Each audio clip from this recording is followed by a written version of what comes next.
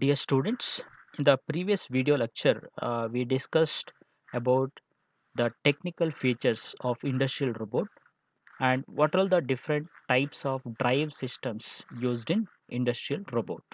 Today, we are going to learn about the robot programming methods. Okay, what are the different methods used to program the robot?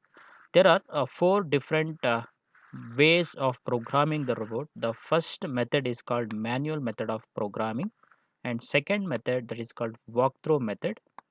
Third one is called lead through method, and fourth one is called offline method of programming. So we'll learn in detail what is manual method, what is walkthrough method, what is lead through method, and what is offline method. So we'll discuss one by one and we'll understand the different methods of programming robot. The first method that is called manual method of programming. What is this manual method of programming in robots? It is the procedure used for simpler robots and involves setting mechanical stops, switches in the robot control unit used for pick and place robot. Okay, so this is the procedure used for the simpler robots, very simple robots. This manual programming method is used. Okay, so in this we are not going to write any program to the robot. So what we are doing, we are going to set some of the mechanical stops or mechanical switches. Okay, mechanical stops, mechanical switches in the robot control unit. You are going to set properly. So that is called the manual method of programming. Generally, this manual method of programming is used for simpler robots. Simpler robot means pick and place robot used in industries. What is pick and place robot here? Is the robot can simply pick one object, whatever the object. Okay, so and it can place the same object in a different place. That is called the pick and place robot. So for this type of simpler robots, we are going to set some mechanical components used in the robot control unit, okay, properly for proper functioning. So that is called the manual method of programming in the robot. So we'll move to the next method of programming, that is called walkthrough method of programming the robot. Walkthrough method. In this method, the programmer manually moves the robot's arm and hand through work cycle. Motion sequence of work cycle. Each movement is recorded into the memory of for subsequent playback during production. The speed with which the movement are performed can usually be controlled independently so that the programmer does not have to worry about the cycle time during the walkthrough, okay, method of programming. The main concern is getting the position sequence correctly. The walkthrough method would be appropriate for spray painting and arc welding processes. So what is walkthrough method? In this method, the programmer manually moves the robot's arm. Okay, so robot's industrial robot arm, the programmer is going to manually move the arm of the industrial robot and hand. Okay, so its arm and hand is moved by a programmer. Okay, so through the motion sequence of the work cycle. Okay, so to complete the work, okay, given to the robot, what is the sequence? Okay, the robot has to follow. In that sequence, he is going to move the robot arm and the hand. Okay, so this each movement is recorded in the memory of the robot, and so the same, okay, work cycle will repeat in the subsequent, okay, production during the subsequent production. Okay, so that same thing will play back. Okay, so that's why, okay, this is called walkthrough method of programming. So in this method, okay, what happens, the programmer manually moves the robotic arm and the hand, okay, according to the uh, work cycle sequence. Okay, how, what is the sequence the robot has to follow to complete the work? In the same, okay, cycle sequence, he is going to move the arm and the hand of the robot. So that is called the walkthrough method, and whatever the movement he is going to give to the arm and hand of the robot, that will be recorded in the memory of the robot, and the same thing will be repeated okay, during the subsequent production or subsequent, okay, work cycle. So this is called the walkthrough method. In this, whatever the speed, everything will be controlled independently, and programmer does not have to worry about the whatever the cycle time to do the walkthrough method of programming. Okay, so what is the main thing in this walkthrough method is getting the position sequence of the robotic arm to do the work, okay, correct. So that is the main thing, and it is generally used for spray painting operations. We are going to use this robot for spray painting operation. Which robot we are using for spray painting operation? So that robot is generally done through walkthrough method, and arc welding also, that programming is done by walkthrough method. So this is called the walkthrough method of programming in the robot. So we'll go to the next method of programming. So that is called lead through method. Lead through method. So this is the very popular method used for the programming of the robot. So lead through method makes use of teach pendant. Okay, it make use of teach pendant to power drive the robot through its motion sequence. The teach pendant is usually a small handheld device with switches and dials to control the robot's physical movements. Each motion is recorded into memory for future playback during the work cycle.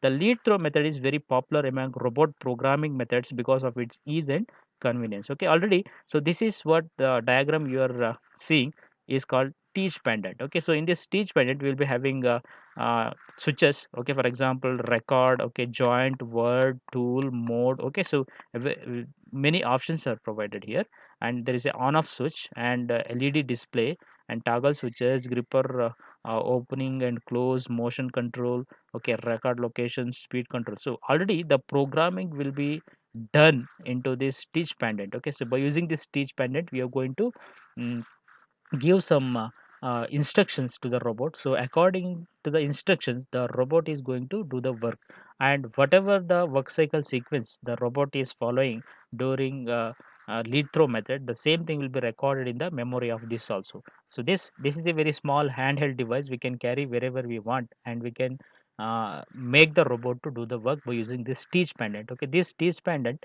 will teach the robot to do the work, and accordingly the robot will do the work, and whatever the work cycle sequence the robot is going to follow during its, okay, working, the same thing will be recorded for the further playback. Okay, so that is called lead through method of programming.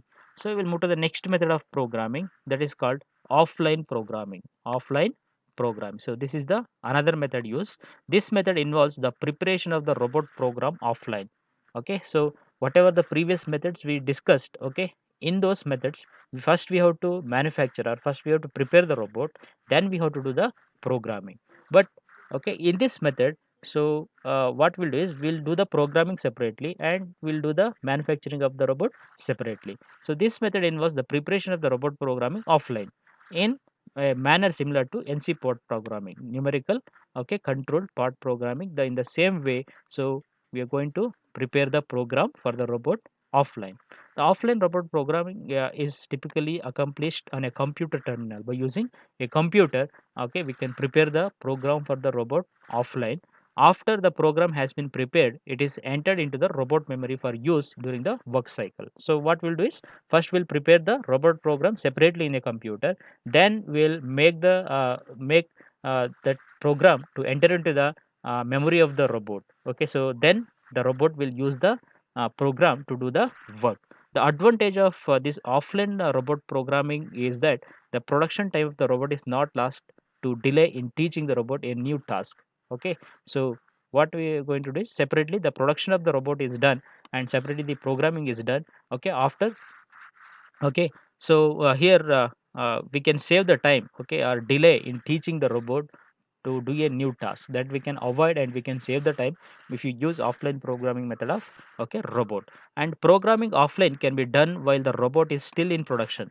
Okay, so that is also possible on the proceeding job. This means higher utilization of the robot and the equipment with which operates. That is the another advantage of doing offline programming. I think you understood. So these are all the main methods used for the programming. So first one is called manual method, walkthrough method, lead through method and offline method. So these are all the methods used for the programming of the robot. So next we have another important topic, that is on end effectors used in robot. Okay, so end effectors are very important uh, device or important part of the robot. Okay, so in the terminology of robotics, end effectors can be defined as a device which is attached, to the robot wrist to perform specific task. Okay, for example, if you're using a robot to do different tasks. For example, you're using a robot to do the uh, uh, painting operation, you're using a robot to do the welding operation. Okay, so you're using a robot to do some loading and unloading of the workpiece into the machine. Okay, so sometimes for tightening the nut and bolt you're using a robot. So for all these, okay, we have to use a end effector. For example, for gripping the object we need a different type of end effector. For example, the object is having a round shape, another object is having some square shape, another object is having some odd shape. So like this, the object shapes are different. Okay, in those cases, to grip those objects, we need different grippers. Okay, so understood.